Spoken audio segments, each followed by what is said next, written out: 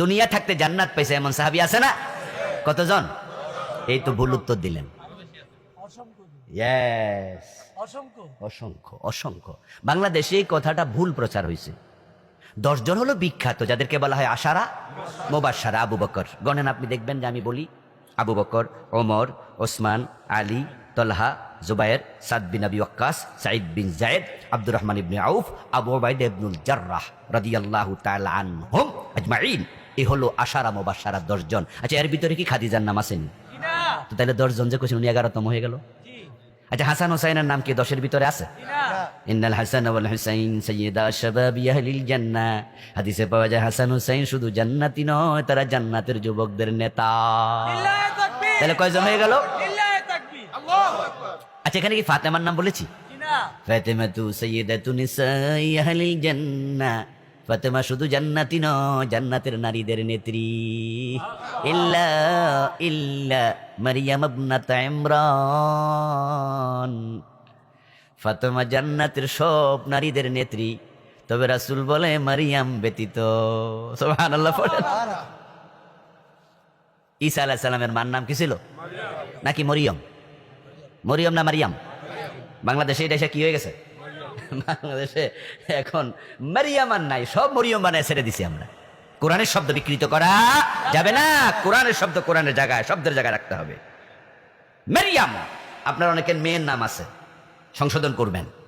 আমরা দেখি যে আমাদের বাচ্চাদের যখন স্কুল মাদ্রাসায় পড়াই, অনেক মেয়ের নাম মরিয়ম। এই মরিয়ম কি গো? আল্লাহ কোরআনে মারিয়াম কতবার বলছে, এবং হযরত মারিয়ামের নামে আলাদা সূরা আছে না? আজীব তো, যেখানে সূরা পর্যন্ত আল্লাহ নাযিল করছে, এটার আমরা মরিয়ম বানায় ছেড়ে দিলাম। আমার বন্ধু, হযরত মারিয়াম আলাইহিস সালাম ব্যতীত সব নারীদের নেত্রী। একটি হাদিসে পাওয়া যায়, তো ফাতেমার নাম আসলো। মেরাজ থেকে ফিরে এসে রাসূলুল্লাহ বলে, বেলাল, আমি জান্নাতে ঢুকেছি, আমার আগে আগে তোমার পায়ের শব্দ শুনেছি। তো 10 জন আরো বাইরে গেল। রাসূলুল্লাহ বলছে, দাখালতুল জান্নাহ ওয়া রাআইতু ফিহা উম্মু সুলাইম। আমি জান্নাতে ঢুকেছি মেরাজের রাতে, আনাসের মা উম্মে সুলাইম রে জান্নাতে গিয়ে দেখেছি। وقال النبي صلى الله عليه وسلم دخلت الجنة وسمعت فيها القرآن فقلت من هو؟ قال حارثة بن نعمان وكان بر الناس بأمه. قال النبي كذلكم البر كذلكم البر كذلكم البر. আমি জান্নাতে ঢুকে দেখি একজন ব্যক্তি কোরআন পড়তেছে। আমি জিবরিলকে জিজ্ঞাসা করলাম, এই লোকটা কে? জিবরিল বলল, আপনার সাহাবী হারিসা ইবনে নুমান। অথচ সে তখনও মরে নাই, তিনি তখন জীবিত। রাসূল দুনিয়া এসে বলে, হারিসা, তোমার আমি জান্নাতে দেখে এসেছি, এমন কি নেক আমল করো? বলো, হুজুর, আমার মায়ের খেদমতে আমি জীবন বাজি রেখে দিয়েছি। গোসল করতে পারে না, গোসল করাইয়া দেই। নিজে খাইতে পারে না, নিজ হাতে খাওয়াইয়া দেই। চুলগুলো আশ্রাইয়া দেই। আমার রাসূল 3 বার বললেন, কাযালিকুমুল বীর, এটাই তো বিররুল ওয়ালিদাইন। ও হারেসা, বুঝেছি, মায়ের দোয়ায় দুনিয়ায় থাকতে জান্নাত পেয়ে গেছ। শুধু 10 জন জান্নাতি না, এবার মা খাদিজার প্রসঙ্গে আসুন। এই খাদিজা জান্নাতি, কিন্তু নামাজ পায় নাই, রোজা পায় নাই, হজ পায় নাই, যাকাত পায় নাই, অথচ জান্নাত পাইছে। কারণ মা খাদিজা রাদিয়াল্লাহু তাআলা আনহা ইন্তেকাল করেছেন নবুয়তের 10ম সনে, আর নামাজ ফরজ হলো তার 2 বছর পরে, নবুয়তের 12 সনে, মেরাজের রাতে। ঠিক না? 5 ওয়াক্ত নামাজ কোথায় ফরজ হয়েছে? মেরাজের রাতে না? মা খাদিজা ইন্তেকাল করার 2 বছর পরে নামাজ ফরজ হলো। তাহলে নামাজ পায় নাই। রোজা এবং যাকাত ফরজ হয়েছে হিজরির 2য় বর্ষে, মানে মা খাদিজার ইন্তেকালের 5 বছর পরে। যাকাতও পায় নাই, রোজাও পায় নাই। মা খাদিজার বাড়ি ছিল মক্কায়। মানুষ হজ করার জন্য যায় কই? মক্কায়। হজের কাজ কি মদিনায় আছে নাকি? হজের কাজ কি মদিনায় আছে নাকি? মক্কায় হজ শেষ, মদিনা হলো জিয়ারত। যদি কোনো ব্যক্তি জিয়ারত না করে, হজের কোনো সমস্যা আছে?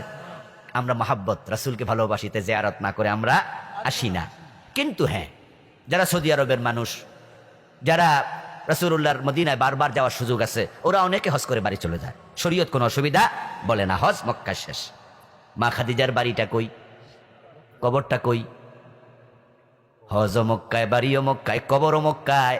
হজ ফরজ হলো 8ম হিজরিতে, মা খাদিজা ইন্তেকাল করার 11 বছর পরে।